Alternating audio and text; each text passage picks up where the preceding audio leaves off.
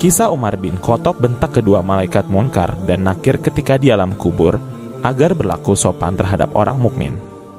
Siapa yang tidak mengenal sosok sahabat Rasulullah yang satu ini, Umar bin Khattab?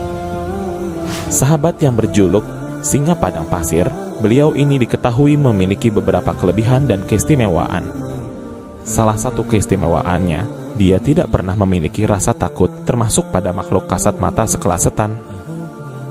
Namun sebaliknya, setan yang segan jika bertemu Umar. Seakan urat takut bagi Umar benar-benar sudah putus. Dikisahkan dalam sebuah hadis Nabi bahwa setan atau jin saja takut ketika melihat Umar. Bahkan ketika berpapasan dalam sebuah jalan yang akan dilalui Umar, setan memilih jalan lain untuk menghindar. Dalam sebuah hadis lain yang diriwayatkan oleh Ibnu Asakir dari Aisyah, Rasulullah bersabda, sesungguhnya setan lari ketakutan jika bertemu Umar. Selain itu, dikisahkan juga bahwa Umar bin Khattab tidak memiliki rasa takut sedikit pun terhadap malaikat Munkar dan Nakir yang memiliki sosok menyeramkan. Adapun tugas dari malaikat Munkar dan Nakir dijelaskan dalam hadis yang diriwayatkan oleh Tirmidzi dari Abu Hurairah. Rasulullah bersabda, artinya, apabila mayat atau salah seorang dari kalian sudah dikuburkan, ia akan didatangi dua malaikat hitam dan biru. Salah satunya Munkar dan yang lain Nakir. Keduanya berkata, apa pendapatmu tentang orang ini ya Rasulullah?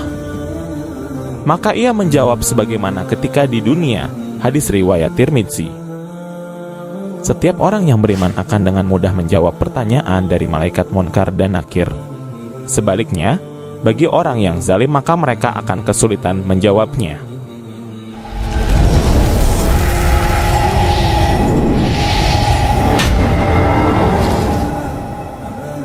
Ali bin Abi Thalib melihat Umar di alam kubur.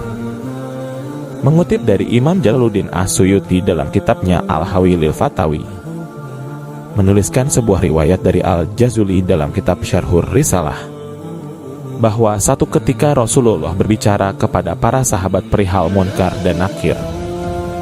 Digambarkannya malaikat Munkar dan Nakir akan mendatangi seorang mayit di kuburan dalam bentuk yang begitu menyeramkan, berkulit hitam, seram, keras, dan sifat-sifat buruk yang menakutkan lainnya.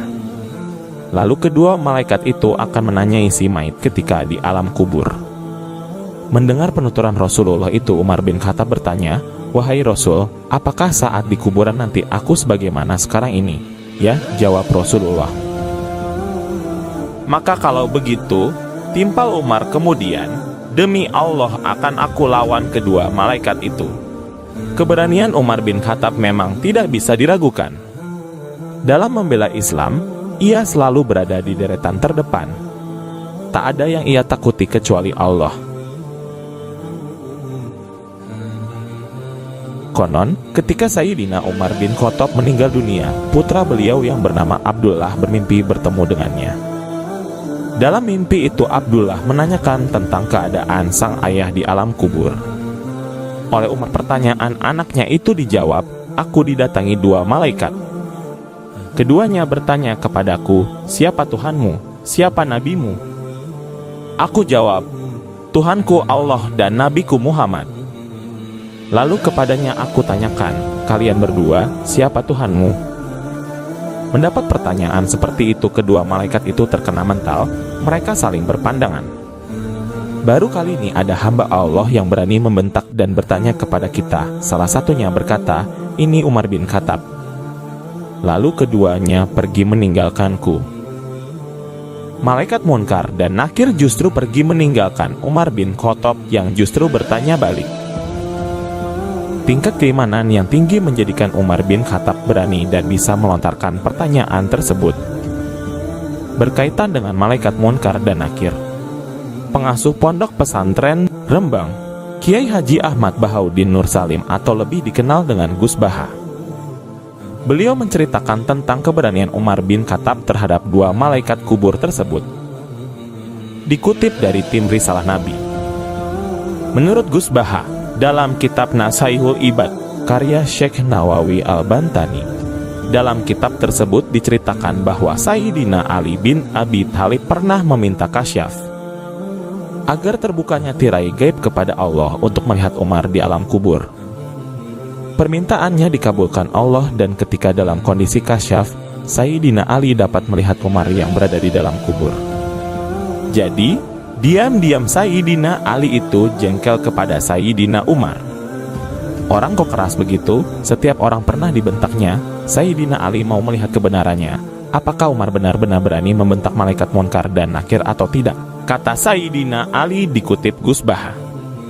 Ketika Munkar Nakir datang, malaikat yang digambarkan sangat menyeramkan, yakni matanya laksana kendil yang terbakar, merah dan menyala. Maka Sayyidina Ali sangat senang, sebab ia kira Umar akan ketakutan. Tapi ternyata tidak. Umar bin Khattab justru bangkit dan membentak Munkar Nakir seraya berkata, "Hai Munkar Nakir, kalian tahu sedang berhadapan dengan siapa?" "Yang sopan," kata Gus Baha. Malaikat kaget, mungkin itu pertama kali ada orang yang berani membentak dirinya. Lalu malaikat bertanya, "Memang kamu siapa?" Umar menjawab, "Saya ini temannya kekasih Tuhanmu," kata Gus Baha. Akhirnya Munkar Nakir bertanya kepada Allah, namun Allah justru menyarankan kepada Munkar Nakir agar lebih sopan kepada orang mukmin seperti Umar bin Khattab. Sejak kejadian tersebut, Munkar dan Nakir tidak selalu berpenampilan seram ketika menghadapi orang mukmin, kata Gus Baha. Pertanyaan malaikat Munkar dan Nakir. Mengutip buku At-Tazkirah Jilid 1 Bekal Menghadapi Kehidupan Abadi oleh Imam Syamsuddin Al-Qurtubi, dijelaskan bahwa sebelum bertemu dengan malaikat Munkar dan Nakir, roh seseorang akan diminta untuk mencatat amal perbuatannya.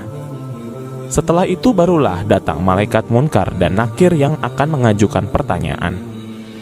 Maka kedua malaikat tersebut, Munkar dan Nakir, lantas menyuruh mayit itu duduk dan memulai pertanyaannya dengan keras. Mereka membentaknya dengan bengis, padahal tanah bagi mayit itu sudah seperti air saja. Kemana dia bergerak, tanah itu tembus. Kedua malaikat itu bertanya, "Siapa Tuhanmu? Apa agamamu? Siapa nabimu? Apa kiblatmu?" Barang siapa mendapat pertolongan Allah dan dimantapkan dengan perkataan yang teguh, maka dia bisa balik bertanya, "Siapa yang menugaskan kalian berdua datang kemari? Siapa yang mengutus kalian kepadaku?" Tapi ini hanya bisa dikatakan oleh para ulama dan orang-orang pilihan. Maka salah satu dari malaikat itu berkata kepada temannya, "Dia benar, dia dilindungi dari keburukan kita." Kemudian kedua malaikat itu membangun kubur mayit tersebut, dijadikan seperti kubah yang besar, dan mereka bukakan untuknya sebuah pintu menuju ke surga di sebelah kanannya. Lalu mereka hamparkan pula untuknya permadani dari sutra surga, ditaburi wewangian surga. Kemudian melalui pintu itu berhembuslah angin lembut dari surga, yang memiliki kesegaran dan wewangiannya belum pernah terbayangkan saat di dunia. Sesudah itu datanglah kepadanya amalnya sendiri dalam rupa manusia yang paling dia sukai. Amal itu menghiburnya, mengajaknya bicara dan memenuhi cahaya dalam kuburnya. Oleh karenanya, mayit itu selalu gembira dan bahagia sepanjang umur dunia sampai datangnya hari kiamat kelak.